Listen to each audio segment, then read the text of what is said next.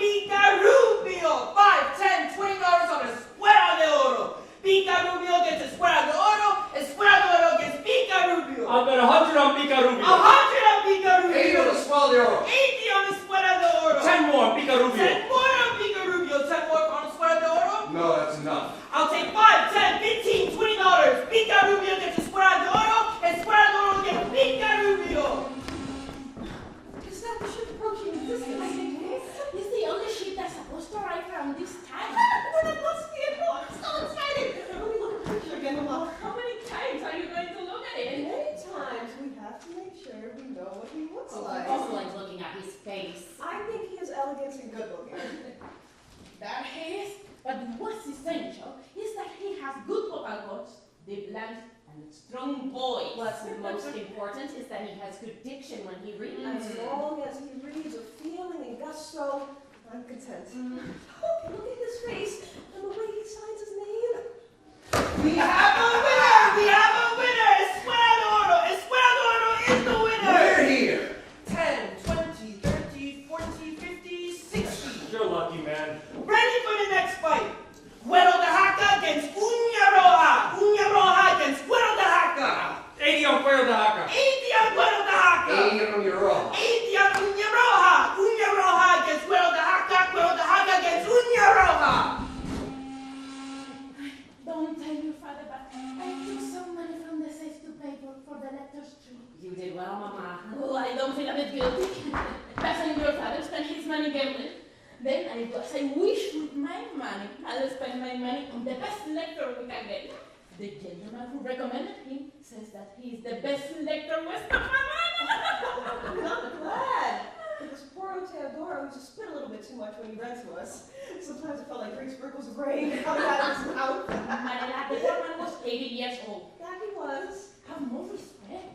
He died 3 months ago. Oh, I respect him, but let the truth be told. The poor fellow, for 10 years he read to us. No, I loved him. I loved him like an uncle, like a grandfather. May he rest in peace. But he should have given up being a lector a long time ago. His heart couldn't take the love stories. He couldn't take the poetry and tragedy, the novels.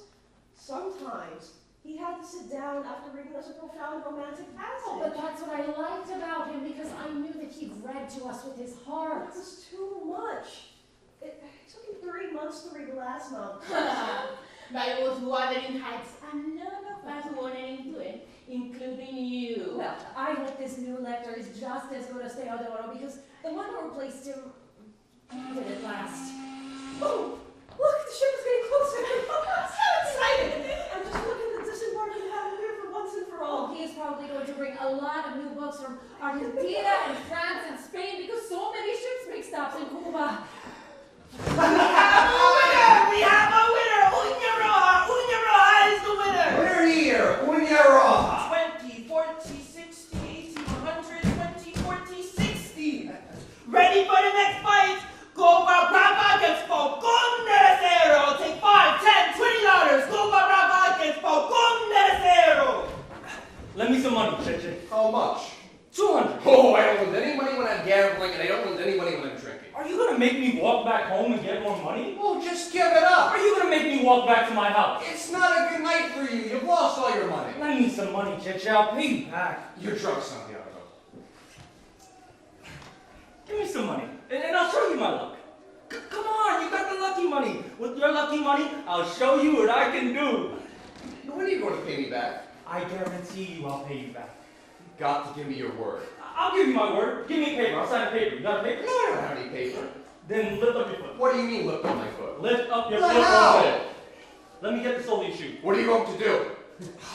I'm writing my name on the sole of your shoe. What for? Proof. A testament I'll pay you back.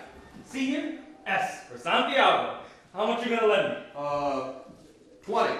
20. Cheapskate. I'm writing 100. 100. 100. There you go. 100. 100. That's what I wrote. Are you? I'm your brother, for God's sakes. I'll pay you back. How big is this ship?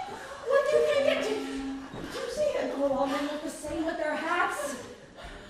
Why do I get so emotional every time I share a dream? Don't be mad at me, Mama. glass of water with brown sugar and cinnamon. What for? Carmela, the poem reader, told me that if I sweetened his name, the reader would come our way. That's like casting a spell on him. Oh, it's only brown sugar and cinnamon.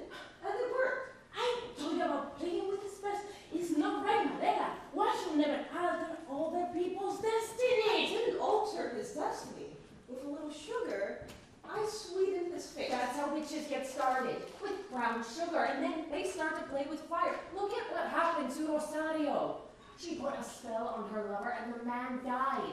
And then not only did she lose her lover, she's gone to hell herself. Do you hear that? They said she couldn't stop crying after her lover's death, that her face became an ocean of tears, and her father had to take her back to Cuba to see if the girl would recover, but a fever would possess her at night. They said she'd run to the sea naked. She'd run there to meet her dead lover. Oh, now you're making me feel awful. Ready for the next fight. I'll take 5, 10, 15, $20. Diamante negro against Cuesta Puente. Cuesta Puente against Diamante negro. Lift up your foot again. What for? Lift up your foot again and let me get this all your shoe. What for? I'm borrowing 200 more. Oh, no, you can't. You're jinxed tonight. Pay back. It's written on your shoe already. Then cross it out. I can't cross it out. I got my totals there. If I don't pay you back, part of the factory is yours. Then write it down. Write it down. I want them to write it. I'll write it down.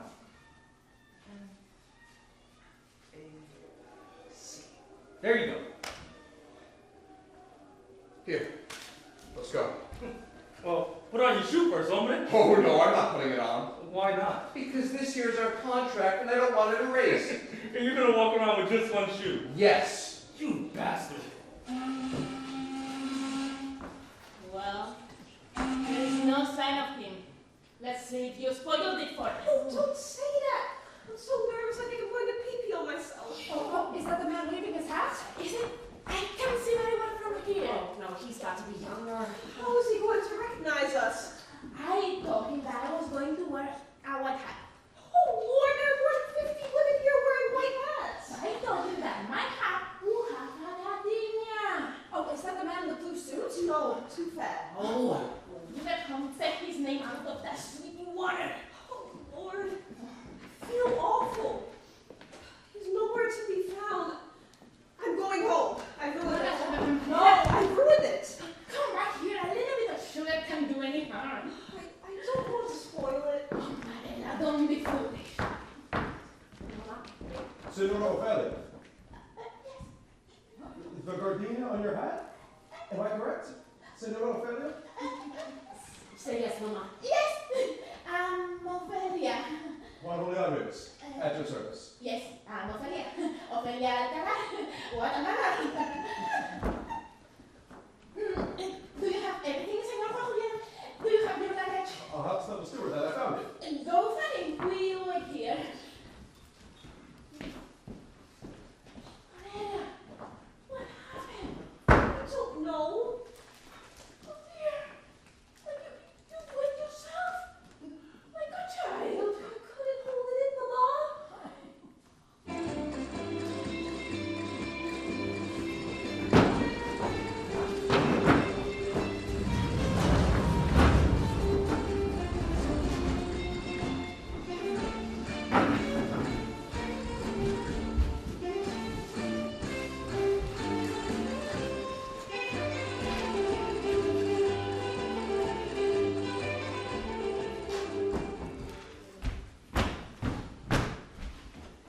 Are you here to see someone?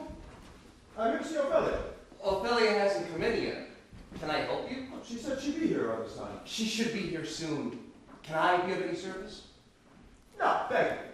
Oh, What are you, a lector? yes, I am. I just arrived from the island. Today was my first If day. you're looking for a job, we're not hiring. Oh, no, I'm the new lector. Don't you I know? heard. You just arrived and I told you, we're not hiring. Well, I imagine you're not hiring because Senora Ophelia... Ophelia! This senor, this gentleman is here to see you. I told him we're not hiring. He's been hired by me, Chester. Oh, I see. Welcome, Juan Julian. Some of the cigar rollers that working from told me they are really met you. They are very excited that you are here.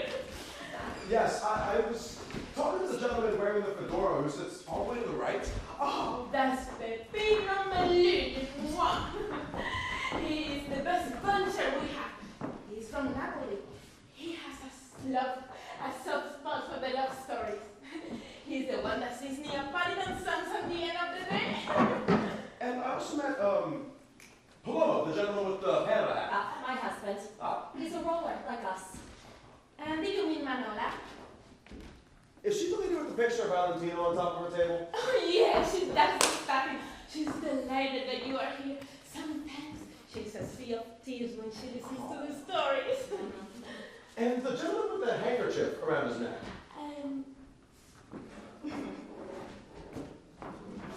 That's Peppino Mellini from Spain. He does the rapping and the study at heart.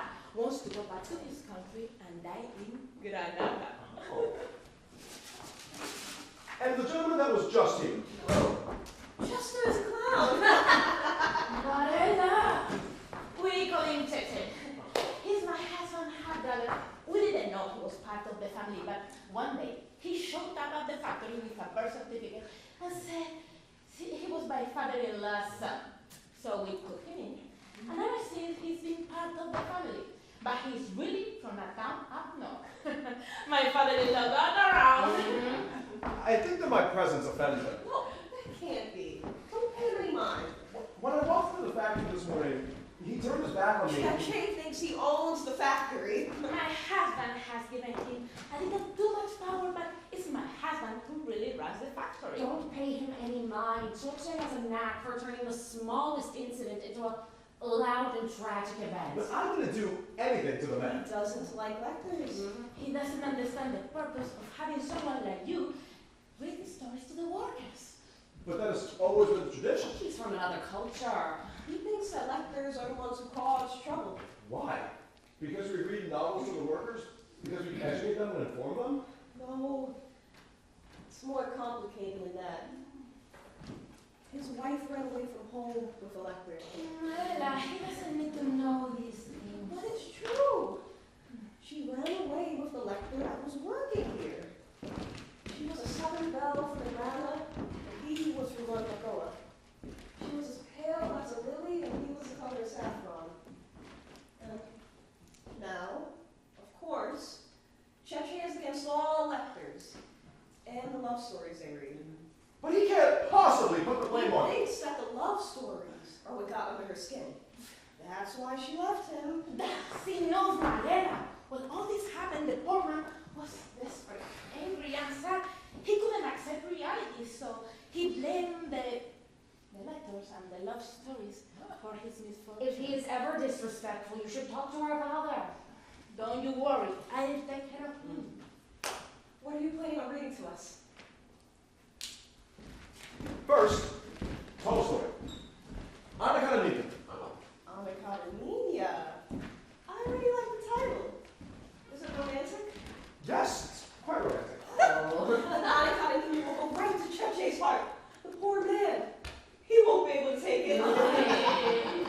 I could pick another book. I brought that in. No.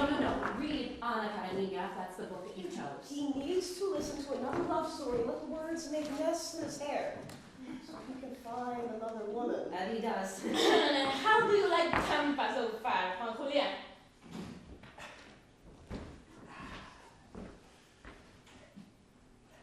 It feels like it's a city in the making. That it is. We are still trying to create a little city that resembles the ones that we left back in the island. It's curious. There are no mountains or hills here. There's lots of sky I've noticed and clouds. The largest clouds that I've ever seen. Since they've soaked up the whole sea. It's all so flat, all around. That's why the sky seems so much bigger here and infinite. Bigger than the sky that I know back at home. And there's so much light. There doesn't seem to be a place where one can hide. One can always find shade in the park. There's always a hiding place to be found, and if not, one can always hide behind the light. Really? And how does one hide behind light? Depends what you're hiding from. Perhaps light itself. Well, there are many kinds of light. The light of fires, light of stars, light that reflects off rivers, light that penetrates through cracks. And then there's the light that reflects off skin. Which one? Perhaps the type of light that reflects off the skin. That's the most difficult one to escape. Ophelia, why didn't Santiago come into work today? He went to the master's house. Is there a problem, Che? No, I just need to talk about the Will he come by later? I don't know. What's wrong with the food? Oh, it's a long story. You see, Did you fall? Did you hurt yourself? No, it's nothing. I know. My feet are worse each day. If it is an American hurt, then it's an England day. No, Velia, nothing of the sort. Then why are you Well, you see, my shoes for work, I took them to the shoemaker yesterday, and they weren't ready today. So these are new shoes, and they hurt your feet. No, you see, I mean, last night, Sunday, you see, we went to the cockfights. Ha! That expensive! You lost all your money and your shoes. No, I didn't lose my money. Your husband lost all his money, and so am I. So are you giving me the shoes so I can throw it at him and break his head? No, Ophelia, So what's with the shoe? Are you collecting ounce instead of passing the bucket on the hat? Are you passing the shoe? Well, I'm sort of passing it to you. I don't have any money to pay. I'm not asking for money. Then why are you pointing this thing at me? You see here, right here on the sole of my shoe, Santiago on my shoes. And how much does he owe you? Totals here.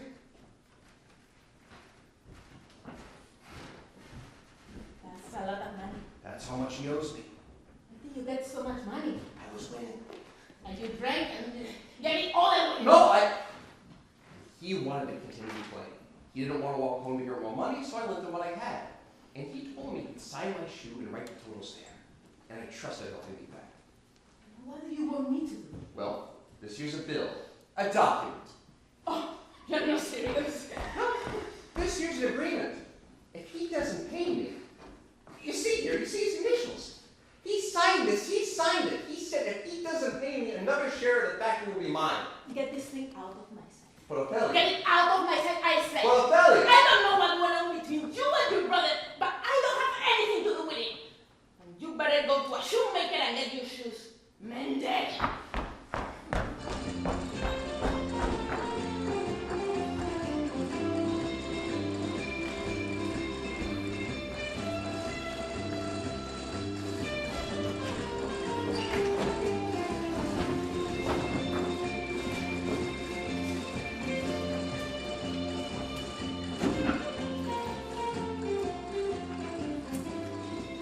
Anna Karenina felt a physical humiliation and could not say another word.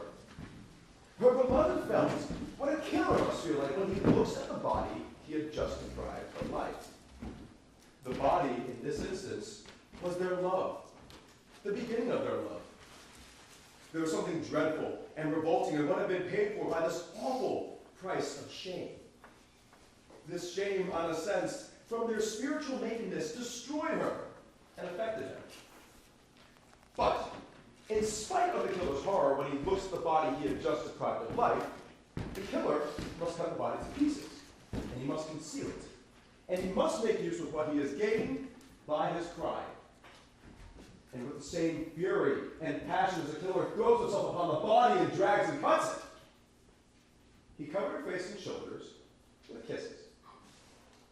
Yes, these kisses are what have been bought by my shame. That's all for today from Anna Karenina.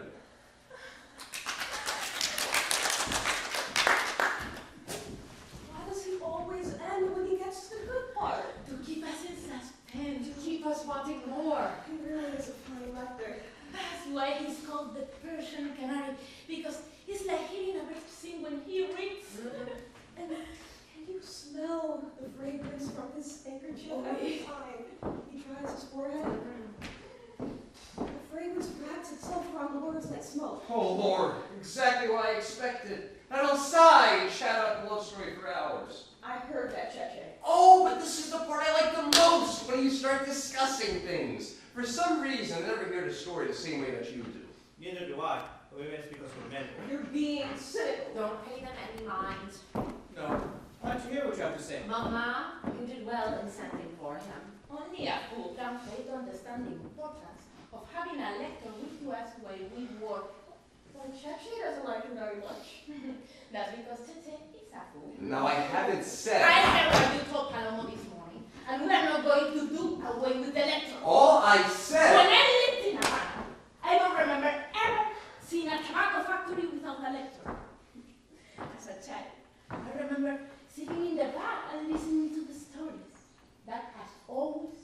in our craft.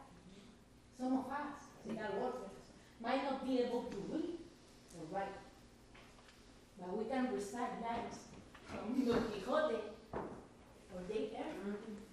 All I said was I'm afraid we're in for another tragic love story. I like love stories. Me too. I would have preferred a detective story.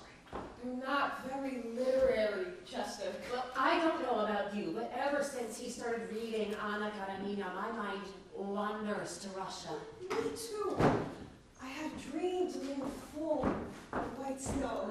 And Anna Karenina is dancing waltzes with Rusty. And all the heat melts from, all the snow melts from the heat of their bodies and their skin. Mm-hmm. I just want to borrow a coat from my friend Cookie Salazar and go to Russia. He chose the right book. There is nothing like reading a winter book in the middle of summer. It's like having a fan or a nice box by your side to relieve the heat and the caloric nights. Help me with the boxes. What was that last line? It adds with fury and passion until it throws himself Upon the body, he says. And it drags and cuts it. He covered her face and shoulders with kisses. Does that mean that when you're in love, your body is stolen for life? No, the body robbed of life is their love. The love between Anna and her beloved. It must be terrible living that way. Of course not. Oh, yes, Anna said it herself. It's like a curse, she said. She was talking about it at the end when she said that his kisses have been bought by her shame. Oh, she's got to be miserable. Miserable and raptured, maybe. Marital, you don't listen to the story. I do. Well, then you want to know that it is misery for her. It's pure agony for Anna's husband and for the lover, too. They probably couldn't endure it any longer if it wasn't for some kind of hope. Then why would she take on a lover? Well, she has no choice. It's something she can't escape. That's why the writer describes love as a thief. A thief is a mysterious fever that poets have been studying for years. Remember Anna Karenina's last word? She never remembers anything. Oh, I do. I just don't hang on to every word the way you do. I don't try to understand everything he says. I let myself be taken. One bully instance reading, I let the story enter my body and I become the second skin of the characters. don't be silly. We can always dream. Yes, but we have to take a yardstick and measure our dreams. And I don't need a very long yardstick. The kind that can measure the sky. Oh, how foolish you are, Marital. No. Everything in life dreams. A bicycle dreams of becoming a boy. An umbrella dreams of becoming the rain. A pearl dreams of becoming a woman. And a chair dreams of becoming a gazelle and running back into the forest. But my child, people like us, we have to remember to keep our feet on the ground and not have lofty illusions. Workday has come to an end. Good. I rolled more than 200 cigars today. And I put in more than 1,000. That's what I like about putting the bands around cigars. It's like marrying all these men without ever actually meeting them. No, men marry their cigars, my dear. And the white smoke becomes the veil of their brides. My mother used to say, when a man marries, he marries 2 women. His bride and his cigar. Are you coming, Conchita? No, Paloma and I are working until late. Oh, we'll see you for dinner. Adios. Adios. See you later, Paloma. Adios. Adios. Is your father in trouble again? That's why. He is. How much did he lose this time? Plenty. Then it could be a lot of money. Yes, you're right. And I don't know what good he gets from losing all that money. Oh, that's something we'll never know. And what do you think of the novel that Julian is reading to us? I like it very much. Doesn't it make you uncomfortable? Why would it make me uncomfortable? Well, the part about the lover. Seems like in every novel there's always a love affair. And do you ever think about everything that's happening between Anna Karenina and her husband? I do, but I So what goes through your mind when you listen to the story? think of the money all those people have. You would say something like that. Why? Because I like money? Well, I'm talking about literature, and you talk about money. What do you want me to say? I want you to talk about the story, the characters. Wouldn't you like to have all the money they have? So you have to spend the whole day rolling cigars or working after hours just so we could save money and have our own business? Well, I don't mind rolling cigars. I'm so good about rolling cigars. My mind wanders to places. What places? Places and things that money can't buy. Money can buy everything. Oh, not the places that I go to in my head. What kind of places are you talking about? Places made of dreams. You're a strange creature, Conchita. I don't know why I married you. You married me because the day you met me, I gave you a cigar that I rolled especially for you. And after you smoked it, you said that I had slipped into your mouth like a pearl diver. I told you that? Yes. After blowing a blue ring of smoke out of your mouth and the words lingered in the air like a zeppelin, and I thought to myself, I could marry that mouth. As far as I can remember, I married you because I couldn't tie your father's hands around my neck. Well, the truth comes out. This explains everything. You never really cared for me. Are you trying to start a fight? I asked you a simple question about a love story and you're being foolish. Never mind. You don't care about anything, do you? Juan Julian could be reading a story by Jose Marti or Shakespeare, and it would all go in one ear and out the other. I pay attention to what he reads. I just don't take everything to heart the way you do. Well, you should. Do you remember the part where Anna Karenina's husband is suspicious of her having an affair with Vronsky? The way that he paces the room like a lost animal? I know what you're getting at. I just want to have a civilized conversation, the same way that the characters do in the novel. I learned so many things from this book. Such as? Jealousy. For Anna's husband, jealousy is base and almost animalistic, and he's right. He wouldn't want Anna thinking he's capable of such vile and shameful emotions. But you can't help being jealous. It's part of your nature. Not anymore. Well, that's a change. Oh, I could see the husband so clear in the novel. The way the thoughts would take shape in his mind as they have in my own mind. I mean, not the same, of course, no. Not the same because he is an educated man surrounded by culture and wealth, and I am just a cigar roller in a factory. He is well-bred and sophisticated, and I barely get by in life. But with this book, I'm seeing everything through new eyes. What is happening in the novel is happening to us. Oh, don't look at me like that. You may not want to admit it, but Anna Karenina and her husband remind me of us. Except I'm more like the husband. So what does that make me then? Anna Karenina? You are the one with the secret love, not me. Oh, come on, it's late. Let's go home. I can't work like That's this. exactly what Anna said when her husband confronted her about the lover. It's late. Let's go to sleep. I think you're taking this a little too far. Am I? Have you ever heard the voice of someone who's deaf? That voice is crude and ancient because it can't hear itself. It has no sense of place or direction. It doesn't know if anyone else in the world can hear it. Sometimes I want to have a long conversation with you like this, like a deaf person. As if I can't hear you or myself, but I would just talk and say whatever comes to my mind, like a shell that shouts with the voice of the sea because it doesn't care if anyone in the world ever hears it. That's how I want to speak to you and ask you things. What's the point of talking like this? What sort of things you want to ask me? Things that you wouldn't tell me otherwise, afraid that I might not understand. Like what? I want to know what she's like. And what does she do to make you happy? Let's go home. Why? Because I don't want to talk about these things. So what's going to happen to us, Paloma? I don't know. Do you want a divorce? We could travel to Reno and be divorced in 6 weeks. But your family would be opposed to it and the same with mine, so divorce is out of the question. And if I told you that I wanted to cut my hair and change the way that I dress and take on a lover, Say that again? What I just said. You want to love her? Yes, like you do. Ave Maria Porcima. I have the same rights as you do. This book will be the end of Don't us. you think we've already come to the end? No, You don't make love to me the way you used to. Well, you and I, It's all right, Paloma. It's all right. There is something that Anna Karenina said that I keep repeating to myself.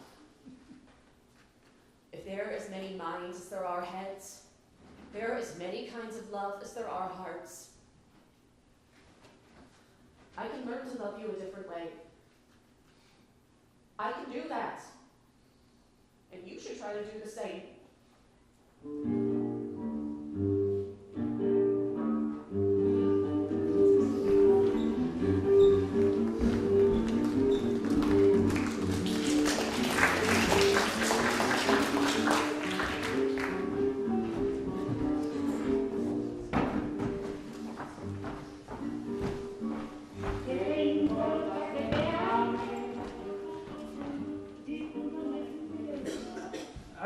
Ask your mother for some money to buy me a pack of cigarettes.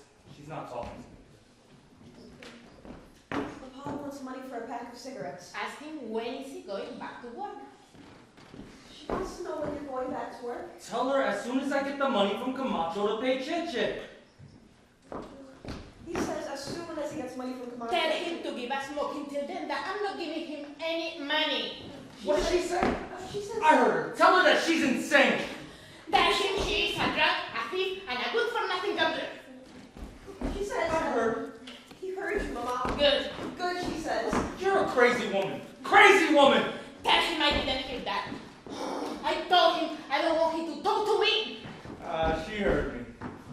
Tell him I don't want to hear his barbarism. Didn't you hear that, Papa? She said she doesn't want to hear your barbarism. Tell her. Marela, come here. Marilla, come here. Wait, Mama, it's not your turn. No. Stop! I can't be here and there at the same time. This is insane. Well, you both heard that. Tell her I'm going to a pawn shop to sell my wedding ring. Tell me, he should have done that a long time ago. She's right. I should have done that a long time ago. Yes, before his finger gone numb. Oh, she's right. Before my finger got numb. Yes, now, you see, I was right like everything else. She's wrong, not like everything else. Nothing works on his body. Just his rotten teeth to chew away money. I'm leaving. Marilla. Malera. You can fight without me.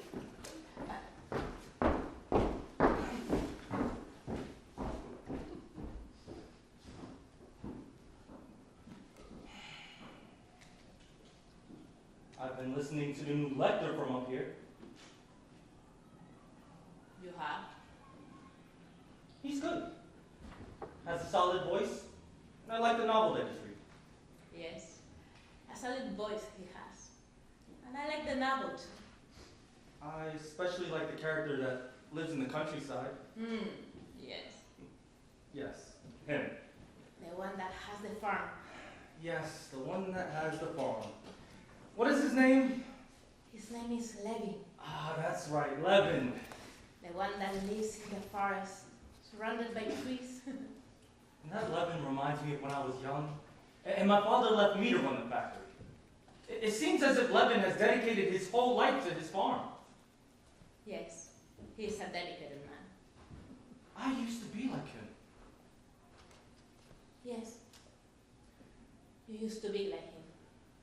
I like the part of the story where Anna's brother's going to sell the estate next to Levin's property, and Levin counsels him not to sell it. Yes, that's a good part.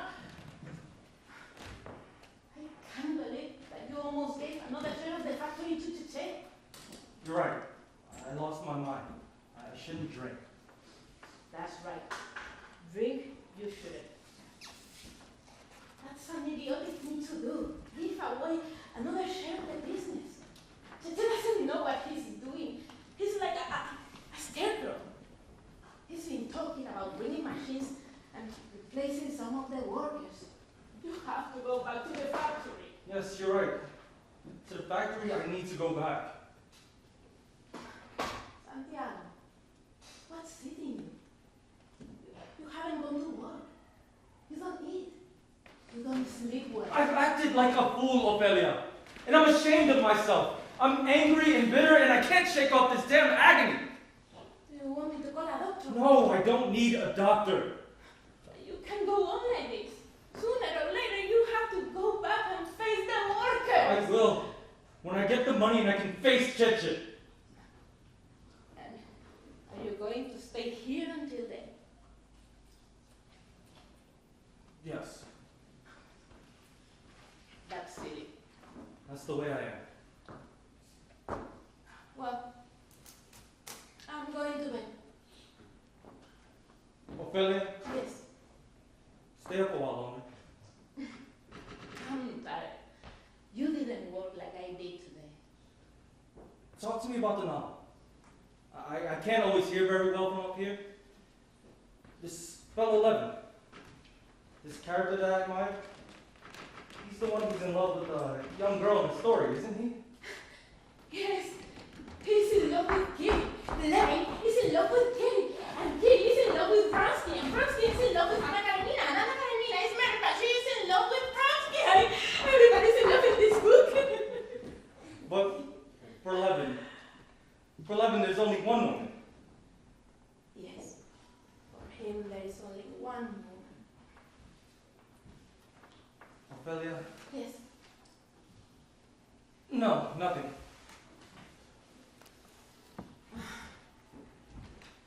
The night breeze is making its way to us again. There's nothing like this Tampa breeze. Always a punctual visitor around this time. You know, Ophelia, when I gamble, I try to repeat the same motions. I try to do everything I did the day I won. And when I lose, I try to take inventory of everything I did wrong. I think to myself, did I get out of bed with my left foot first? Did I forget to polish my shoes? Did I leave the house in a state of disorder? Was I unkind to someone and maybe that's why luck didn't come my way? Lately, I've been in a fog and I just don't know what to do. Every time I lose, I feel something has been taken from me. Something bigger than money. And I see a line of little ants carrying breadcrumbs on their backs. But the crumbs they are taking away are my pride and self-respect. My dignity. Have I lost you too, Ophelia? Have I lost you? If you had lost me, I wouldn't be here. If you had lost me, I wouldn't be by your side. How can you say that you've lost me?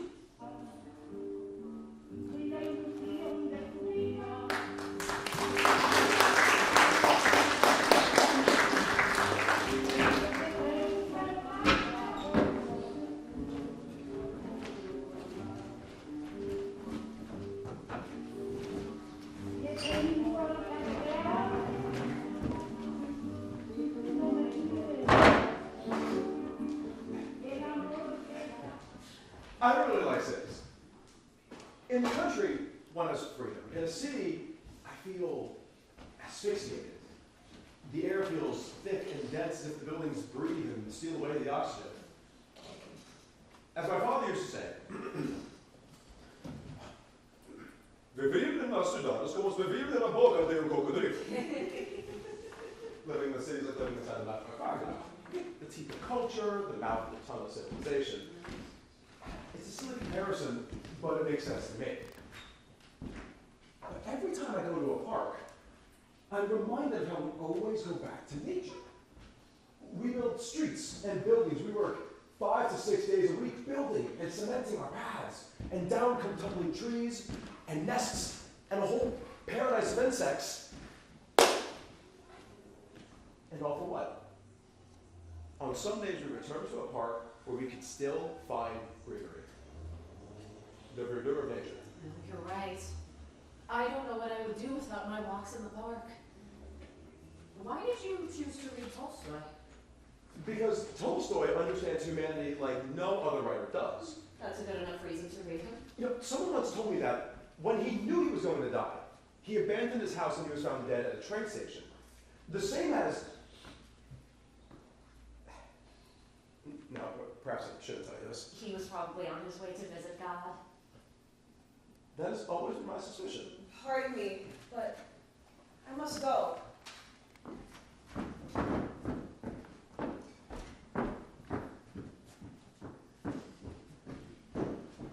How did you become a lector?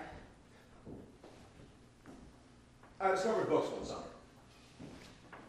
My father owed a lot of money to a creditor, and we had to close ourselves up in our house and hide for a while. To my family, keeping up appearances was important. We had told people that we had gone away on a trip, and we had told neighbors that my mother was ill and she had to recuperate somewhere else. We stayed in that closed-up house for more than 2 months while my father worked abroad. I remember it was hot and all the windows were kept closed. He was unbearable. The maid was the only one who went out to buy groceries. But while staying closed up in my own home, my mother read books to the family. And that's when I became a listener, and I learned to appreciate the sound of words. Have you ever been to New England? No. I always wanted to go there. I always wondered what New Englanders are like. Here I met people from all over the world, but I've never met somebody from up north. Cheche is from up north. JJ's from a world of his own. I knew a fellow from New London. He was modest and reserved. So shy was this boy that when he expressed any sort of emotion, he would excuse himself. One day I gave him a braid that I cut from my hair and told him to bury it under a tree. I explained to him that back on the island, most women cut their hair once a year on the 2nd of February, when plants and trees are pruned for the feast of St. Candelaria. I told him how women offer their hair to the earth and the trees for all the greenery and fruits to come. And I gave him my little braid in a box and told him to choose a tree in the park. And the boy looked at me with such a strange expression and said he would feel embarrassed digging a hole in the middle of the park in front of everyone. And so that's when I took my braid back, took a shovel, dug a hole, and put him to shame. And, well, from then on, he never spoke to me again.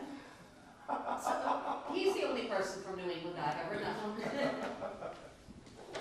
Do you still cut your hair every 2nd of February? Yes, and my father does me the honor of burying it. Your father? And why not your husband? It would be the honor of any man. If I were your husband, I would find an old, wise banyan tree, and I would bury your hair by its roots. And I'm sure I would accept the offering like rainwater. Well, I'm cutting my hair like Clarabeau, and then that will be the end of the ritual. Well, I would offer to find a strong-looking tree, but the ritual wouldn't count if it's not done on February 2nd. I believe that everything counts if you have faith. So you're saying that I should find a strong-looking tree? Yes, if you wish. And why me? Because you offered, and you are the reader of love stories, and anyone who dedicates his life to reading books believes in rescuing things from oblivion. So, is there a story in your hair? There will be the day that I cut it, and then that's when it will come to an end.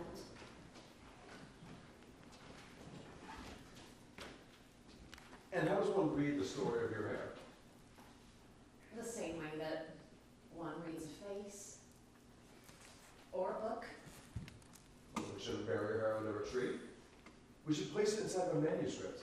The same way Victorian women used to press flowers with the locks of hair between the pages of a book. Then I would leave you to choose the book. How about this one? My hair will be in great company with Anna Karenina. Then here. Close your eyes and choose a page.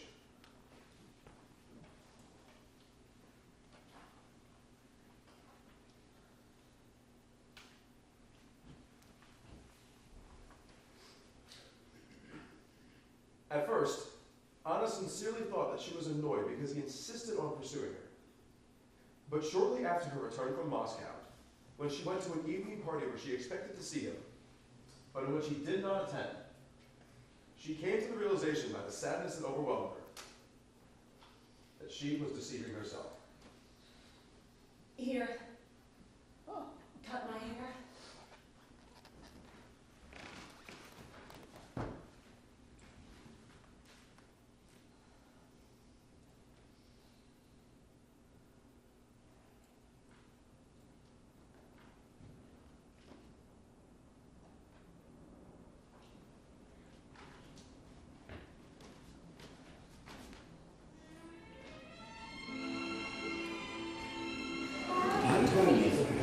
to a new life, and she cannot convey through words her sense of shame, rapture, and horror, and she did not want to talk about it and profane this feeling through simple words.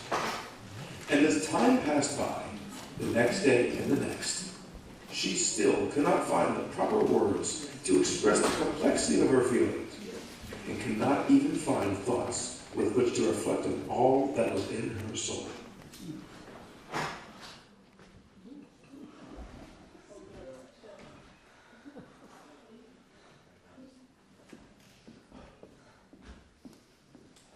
I'd like to stop seeing you here.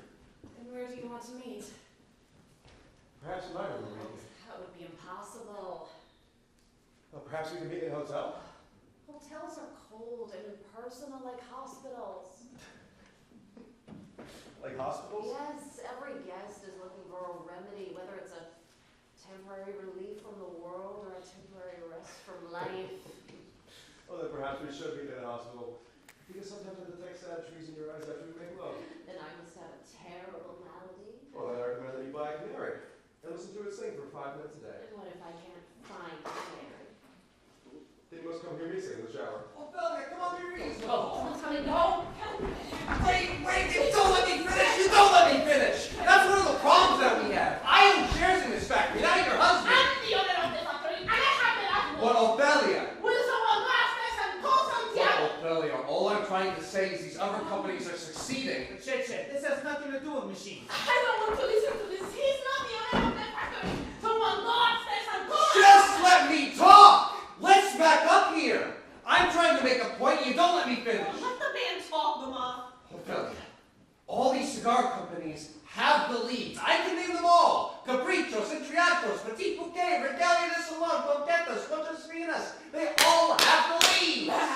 They don't roll cigars like we do. It doesn't matter how they roll their cigars. That's what I'm trying to tell you. It matters to us. Then we're never going to get anywhere. And who is in a hurry to get anywhere? Are you going somewhere, Conchita? No. Are you going somewhere, Mama? Well, when am I going to the Canary Islands to see mi abuela? In that case, I want to go to Spain. And I'd like to go to Russia. I'm not joking. I'm talking about the modern world here. Modernity, progress, advancement. If working with machines means being modern, then we are not interested in the modern world, brother.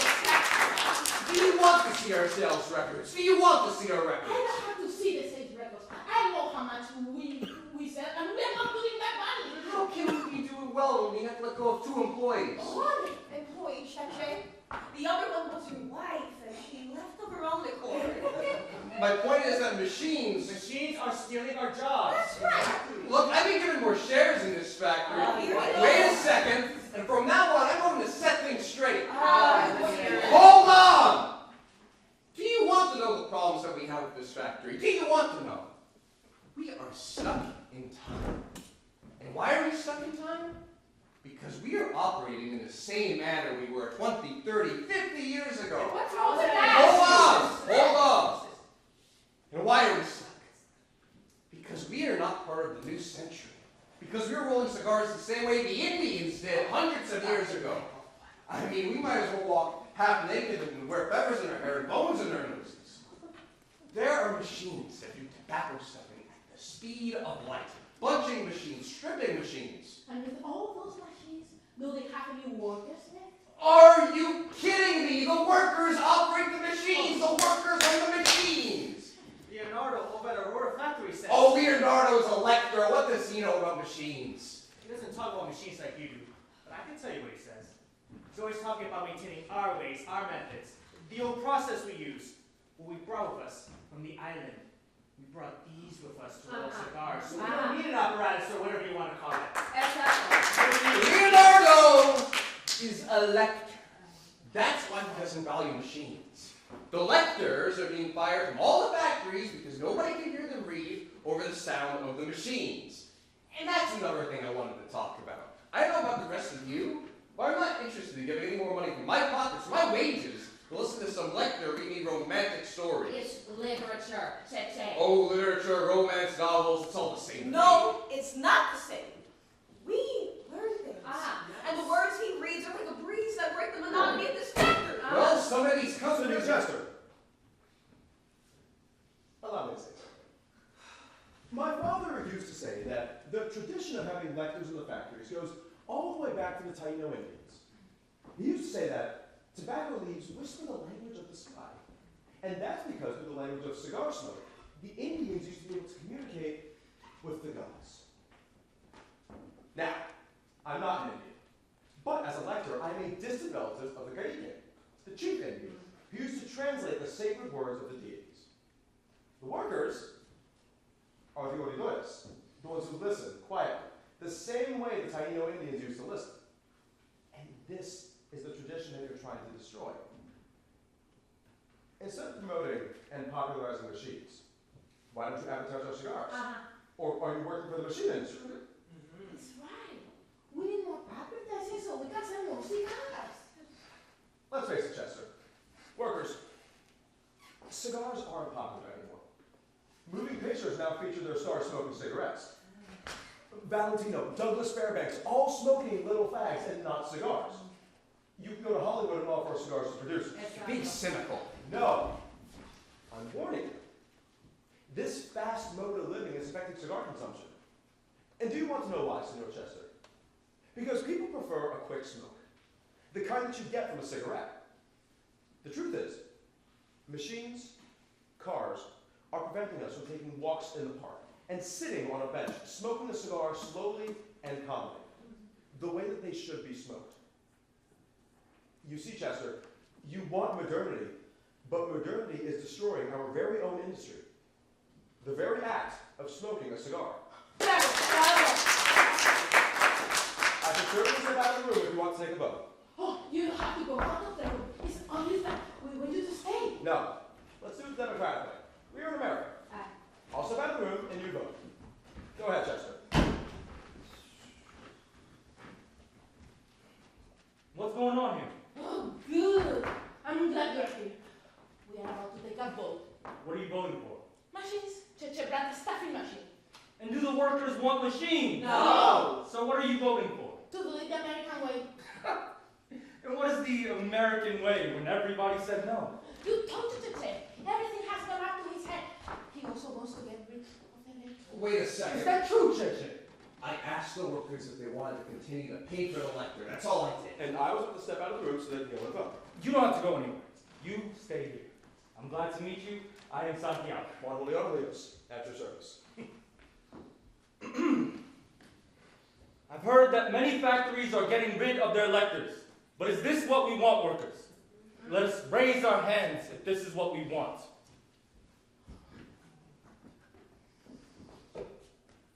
2 votes.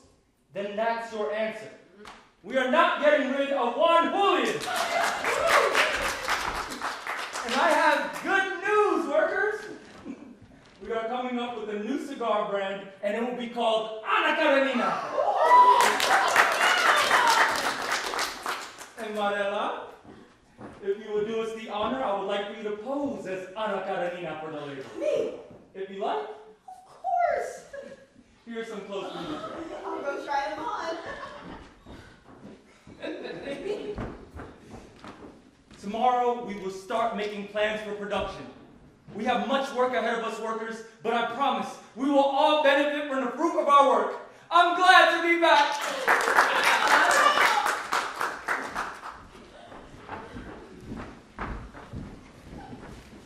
What are you voting for? Santiago, what is this new cigar brand you're talking about? We don't have the money. And what is this apparatus that you brought to our factory? Santiago, the sales are down. You haven't been here. The price of tobacco coming out of Cuba is sky high. Should we spend our money buying machines then? We can benefit. It's out of the question.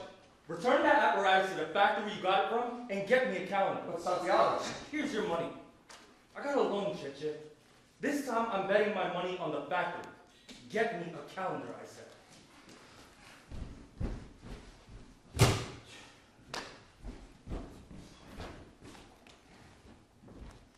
What's today's date? 21st.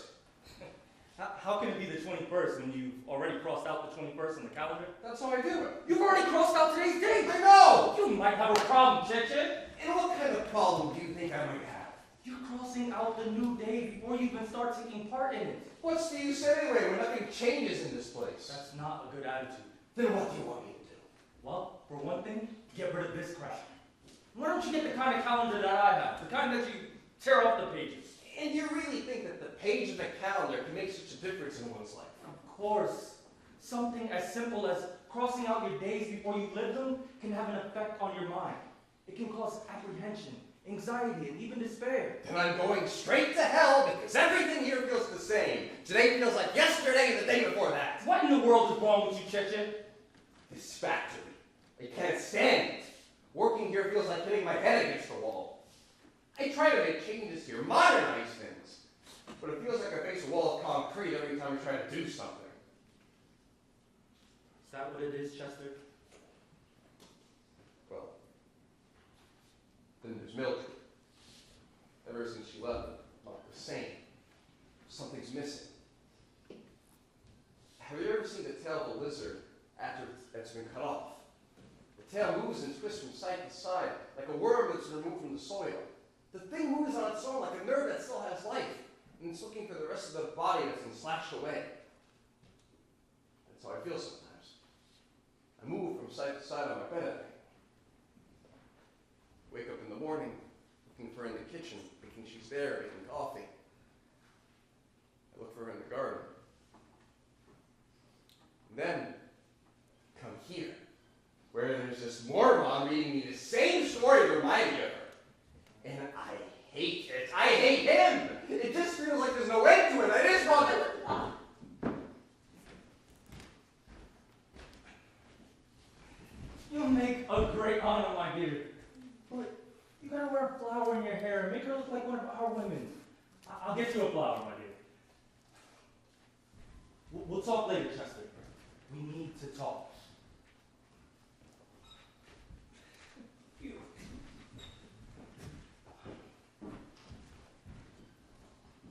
Well, do you think I could post her label? You look beautiful. Who's this Russian lady? Do I pass the test? You look wonderful. Your father was right in choosing you. It's going to be a beautiful picture. I'm looking for my book. I think I left it here. I don't see it. No. Okay. I must have left it inside.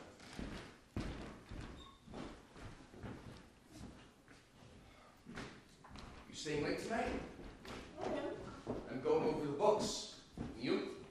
I'm decorating my table with pictures I like. Photographs of movie stars.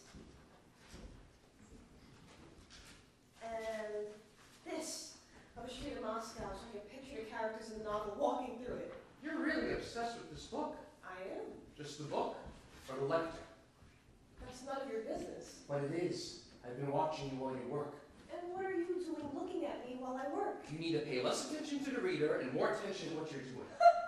You'll say anything to get rid of the new lector.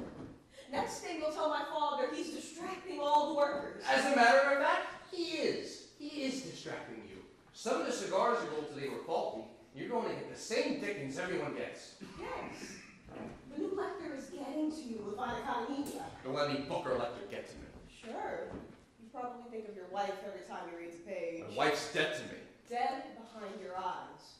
So that everywhere you look, you see her. Do you want to see the cigars you're going today? Show me.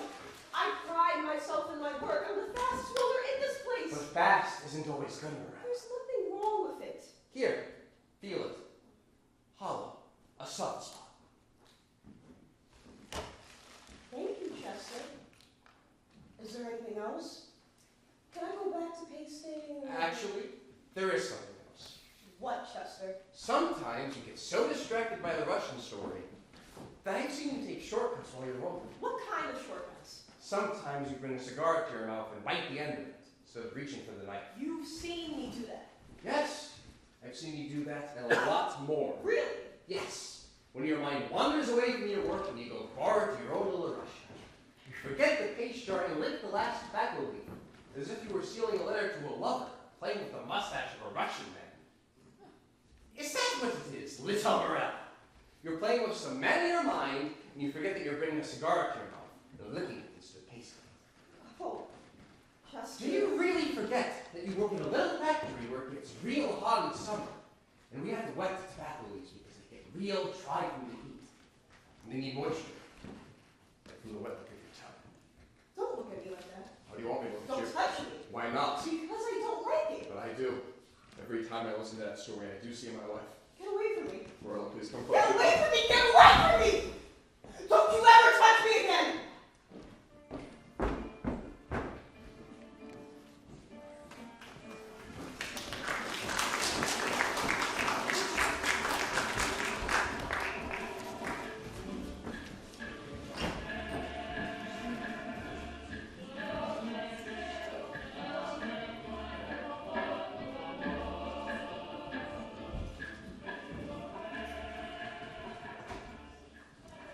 At first, Anna Karenina's husband noticed nothing to be peculiar or improper with his wife sitting together with Vronsky at a separate table and having a lively conversation with him. But he noticed that the others in the drawing room found it to be peculiar and improper.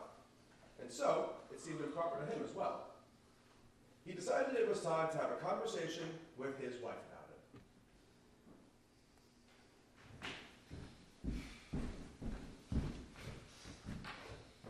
What time do you meet your lover? At the agreed time, And what time is that? it changes like the moon.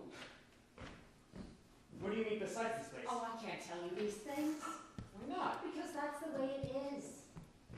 Does he reach you? Sometimes when he says I look sad, You get sad. well, it's not sadness. Sometimes I feel frightened. Frightened of what? Frightened of something I've never felt or done before. But isn't this what you wanted? Yes, but sometimes I can't help the guilt. And how does he respond when you tell him this? He says that we have to make love all over again, that I have to get used to him, to his body. And what else does he tell you? He says things that a woman likes to hear, Like what? that I taste sweet and mysterious like the water from fruits, and that our love will be white and pure like tobacco flowers, and it will grow at night, the way tobacco plants grow at night. And what else does he tell you? Private things, Like what? obscenities. And you like that? He knows when and how to say them. And when does he talk to you this way? When we're both deep inside each other, could almost surrender to death. When he pounds so hard inside me as if to kill me, as if to revive me from that drowning place, from that deep place where he takes me. I see. Why so curious, Paloma? Because, I don't know. Because you seem different. You changed. That happens when lovers do what they're supposed to do. Do you ever talk to him about me? Yes. He wanted to know why you stopped loving me. What'd you tell him? I told him it just happened one day, like everything else in life. And what was his response? He wanted to know what I felt, and I told him I love and desire you just the same. And was he fine with that? He asked me to show him how I love you, to show him on his body. What did you do? It was terrifying. It was terrifying. Well, I thought it would be impossible. I thought that nobody else could occupy that space in me, but he did. He did. Everything seemed so familiar. It was as if he'd known me all along. His room became a theater, his bed a stage, and we became like actors in a play, and I asked him to play my role, to pretend to be me, and I dressed him in my clothes, and he was compliant. It was as if I was making love to myself because he knew what to do, where to go, and where to take me. Show me. Show you what? Show me. Show me what he did to you and how he did it. You would have to do as actors do. And what is that? Actors surrender. They stop being themselves and they give in. You would have to let go of yourself and take on the life of another human being, and in that case it would be me. Teach me then. Here in the factory. Yes. Back there, where you two meet.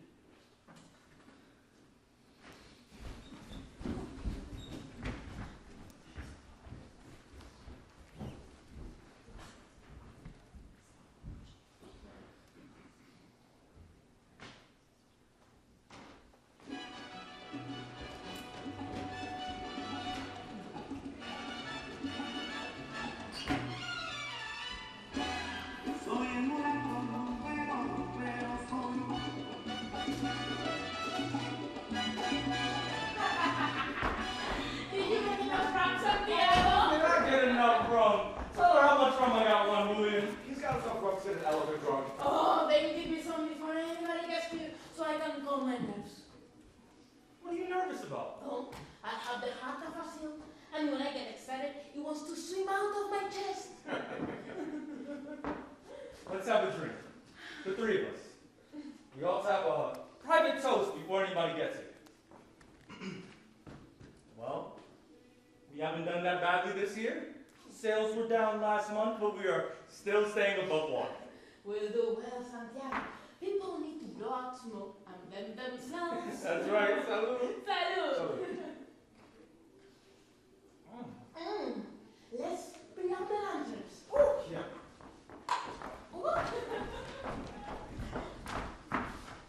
Sometimes I just don't know what to do.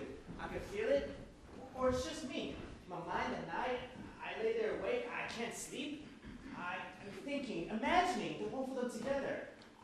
I can still smell them on her skin, clothes, and handkerchief. I can see them in her face and her eyes, and I just don't know what to do. We should move up north to Trenton and start a new life. Take her away from here. That's what I wanted to do with Mildred. I figured we could look north, the two of us could work in a cigar factory together. There are plenty of them in Trenton. There are no lectors, no good-for-nothing love stories which put ideas in women's heads and ants inside their pants. Would you guys give me a hand with the lanterns? We were just talking about those stories. Obviously not much care for them. You almost made me lose my job the other day. Oh, I'm curious as how the story ends. Yeah, does the husband ever think of killing the lover? Oh, they killed the bastard a long time ago. The husband would have probably chosen a duel instead of killing the lover in cold blood. Yeah, I would have shot the son of a bitch a long time ago. But that's not how things were done in those days. Then the husband is a coward and a sinner. I don't see that as a coward. In fact, he might be more clever than the three of us. So what did you say so well? The husband is acting according to his status. And he's a man of great power, and he has a very important position in the ministry. And, let's not forget, this is St. Petersburg society.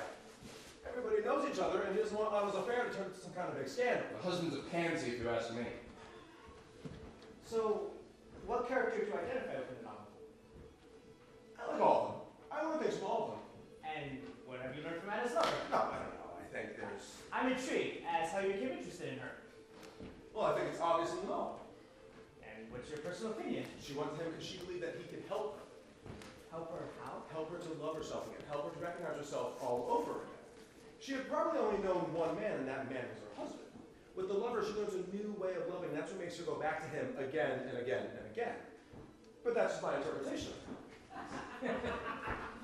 Oh, good, you are all here! We are celebrating the whole day today. Let's have another drink. Remember, you have a speech to make. This will inspire me. At the rate we're going, we'll be drunk before the party gets started. Oh, enjoy yourself. Today I'm the happiest man on earth. Are you drinking without me? Oh, of course not. Come, have a drink with us. Where's your sister? Beautiful in that dress, my dear. I've never seen you wear it. Papa, just a month ago I wore it. We were invited to a party. I remember it as if it were yesterday. Mama hates paisleys. No, I don't want that. You said I looked like an old lady the last time I wore it. Oh, frankly, I just didn't think much of it when you had it made. But now that you cut your hair and you look so different, it's actually very charming. You look beautiful, mi amor. I like these. Oh, they remind me of gypsies and bohemians. You look very bohemian. And it's true. Paisley's are dreamy as if they come from a floating world. Senores, one question. As a foreigner, as an outsider in this country, I have something to ask. Why do Americans prohibit something as divine as whiskey and rum? Because Americans become socialists when they drink. I have another answer to your question. The reason alcohol is prohibited in this country is because alcohol is like literature. It brings out the best and the worst parts of ourselves. If you're angry, it brings out your anger. If you're sad, it brings out your sadness. And some of us, not that very happy. But rum brings out your best steps if you are a good dancer. If you have two left feet, it's better if you don't dance at all. So let's face it, senores. Americans are good at making movies, radios, and cars. But when it comes to dancing, it's better with the exception of the color fox. Everybody takes to dance up and storm. Most Americans don't know how to dance. Let's go. I feel like dancing. No. We can't dance yet. Because I have an announcement to make. Where's Marital? She must be putting on her costume. Well, señoras y señores, today we've taken time from work to drink and dance and to celebrate the new cigar brand we are launching into the market. This well-crafted cigar is wrapped in the finest leaves from Vuelta Abajo and Pinal del Rio, the tip of the island of Cuba. The length of this new cigar is 6 1/8 inches. The ring gauge is 52. I truly believe this is our finest photo. Where's Marital? She should be here. Here, Papa. Let me look at you, my little blue sky. Oh, my child. You look beautiful. Oh, you came just in time. I was just saying that since most cigars are named after women or romantic love stories, today we are baptizing our new cigar with the name Anna Karenina. This new cigar will sell for 10 cents. Oh. We are hoping that this new brand will bring us fortune and prosperity. Well, since we are all gathered here, I would like to ask my beloved Ophelia of officially lighting the very first Anna Karenina.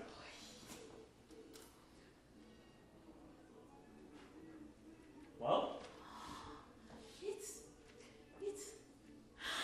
It bursts like a blue dream. And to the youngest one in the family, our very own Anna.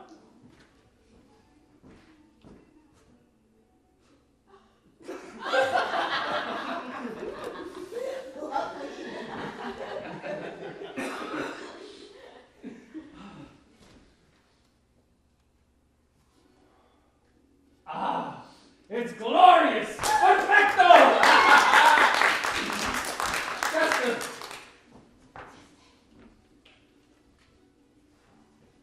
Burns well. Pleasant aroma might take a little bit of. Sure? I think it's our finest horse.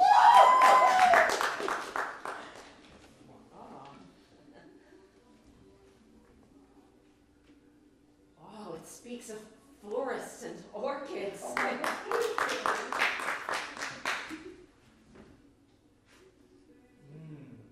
Magnifico. Like fine aged wine. Yeah. Sweet like mangoes. No, you forgot about Juan Julio. See. We mustn't forget our fine lector who introduced us to the world of Anna Karenina. Por supuesto.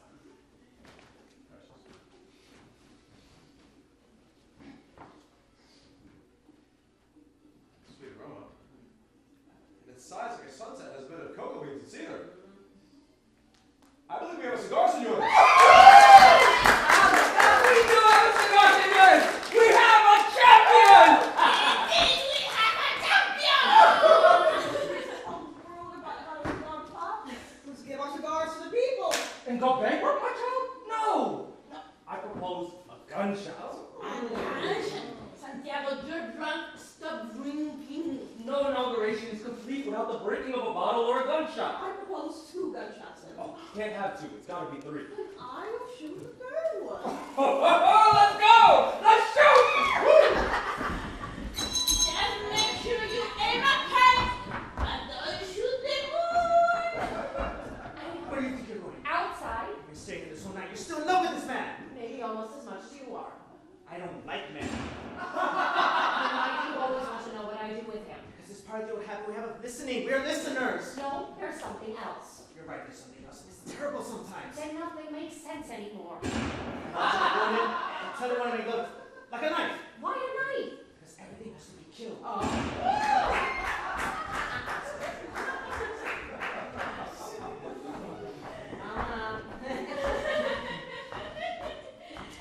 Señores, I have a confession to make. When I was 17, and that was yesterday. I was chosen to pose for a cigar brand that was called Iona, like the opera. And of course, just the thought of my face being in a cigar ring and in so many men's hands and lips, my mother was scandalized. You see, we weren't cigar people. We were in the guava jelly business. So, when my mother forbade me to pose for the label, I told her that I wanted a picture of my face on a can of guava marmalade. And it was only fair. So, they dressed me up in a red dress, and I had a red carnation behind my ear. They had me looking lovely sitting in a hammock and a prayer on my side.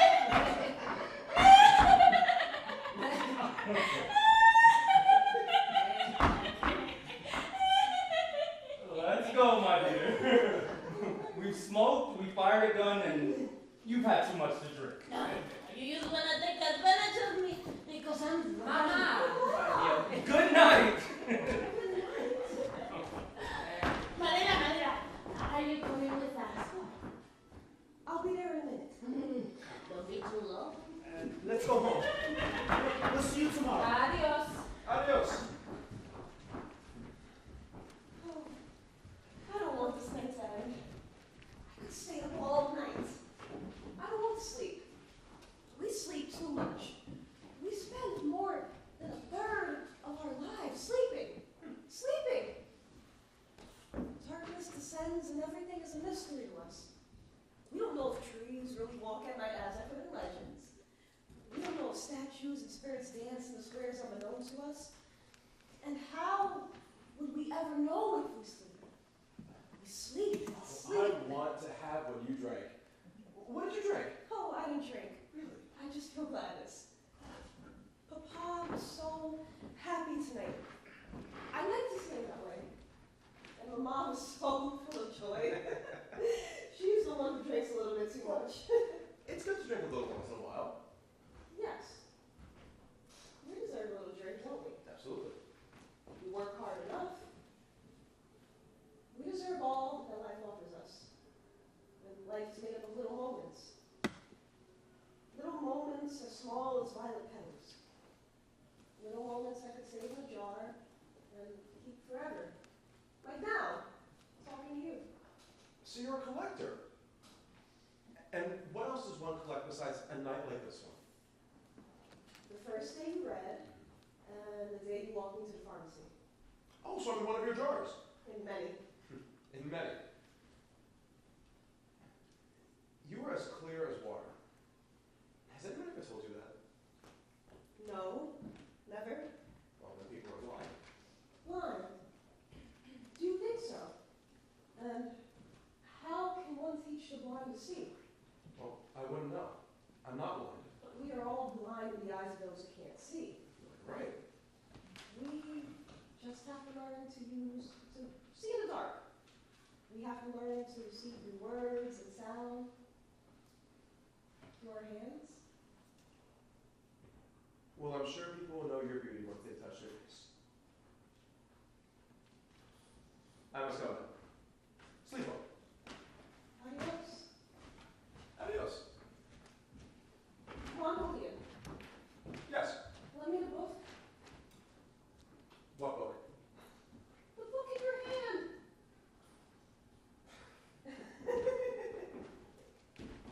I promise not to get ahead of the story. You have to bring it tomorrow, or I won't have a book to read. May you dream of angels. You too.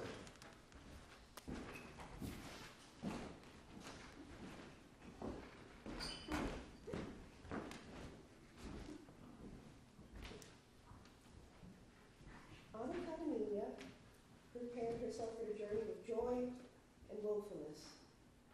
With small, skillful hand, she opened a red bag and took out a cushion, which she placed on her knees before closing the bag.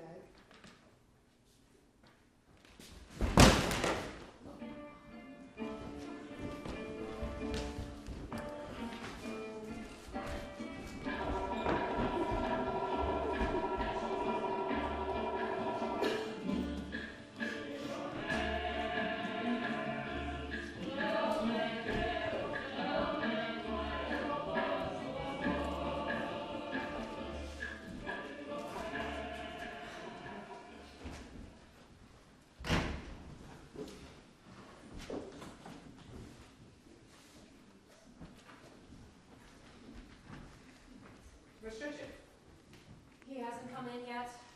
Oh, I hope someone comes with the safe.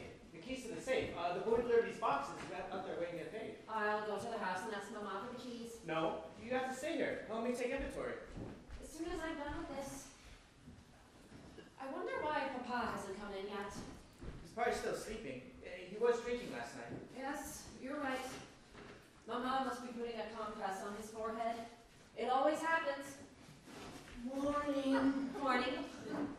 Santiago, I need the keys to the safe to pay for this delivery. Oh, really, Anna? I just left them at the office on top of the desk.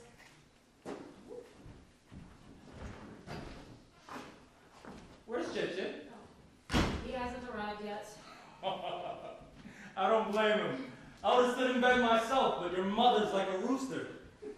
When she gets out of bed, nobody. I didn't wake you up. I didn't say you did. It's those slippers you used to walk around the house. They're louder than a running train. Shoo! Shoo! Everywhere. One day, I'm gonna throw those slippers out the window. Oh, you do that and I give you Sunday shoes to the chimney cleaner. Oh, see how the pain got worse? This woman, how she loves to bother me. Do you want my bottle of spirits, Papa? Give me anything you have, my dear. Your mother doesn't take care of me. Morning. Marilla, why are you wearing that coat? Aren't you warm? No. Some coats keep winter inside them. You wear them, and you find pockets full of December, January, February. All those months that cover the earth with snow and make everything still. That's how I want to be. My Layered child, and still. are you alright? I'm fine, Ma. Don't worry about me. Good morning. Morning. Morning. Here's your coat. Thank you. Has Chichi arrived? No, he's just late. Oh, sit. Juan Julian is going to read to us.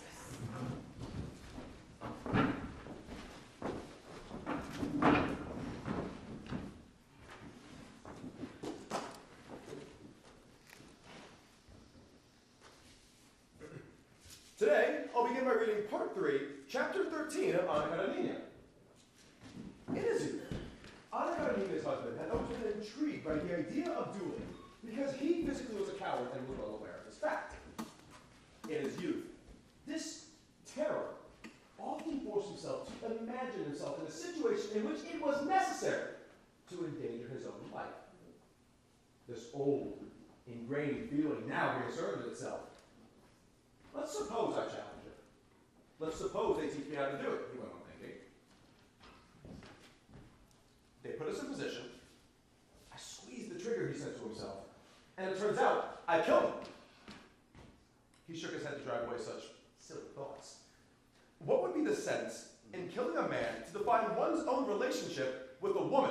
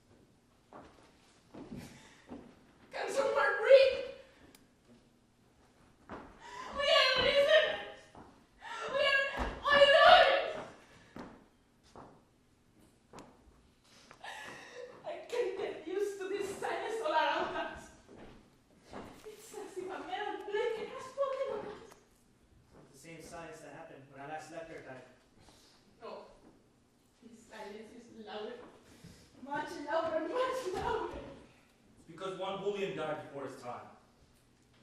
And the shadows of the young are heavier, and they linger over the earth like a cloud. I should write his name on a piece of paper and place it in a glass of watered brown sugar, so that his spirit knows he is welcome here in this factory. And he can come here and drink sweet water whenever he wants. And nobody better tell me it's wrong for me to do this. You hear me, Mama? Your mother hasn't said anything, my child. I know she hasn't, but we must look after the dead so that they can feel a part of the world. So that we can count on them when we cross to the other side. We should continue reading, Papa. Yes, we should continue reading the story in his honor, so he doesn't feel that his job was left undone. He should know that we're still his faithful listeners. If I could, I would read, but I know if I opened that book, I would be weak. We shouldn't cry. Tears are for the weak, who mourn the knife and the killer, and the trickle of blood that streams from this factory all the way from the house where he was born.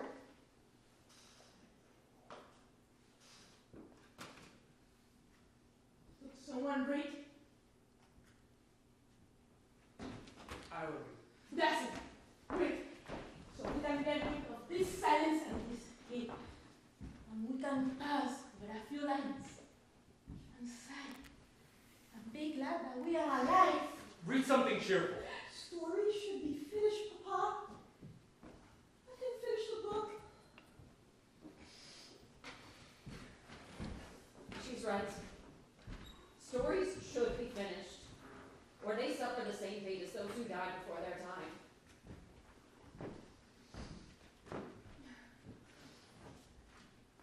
Anna Karenina, Part 3, Chapter 14. By the time he arrived in St. Petersburg, Anna Karenina's husband was not only completely determined in carrying out his decision, but he had composed in his head a letter he would write to his wife. In this letter, he would write everything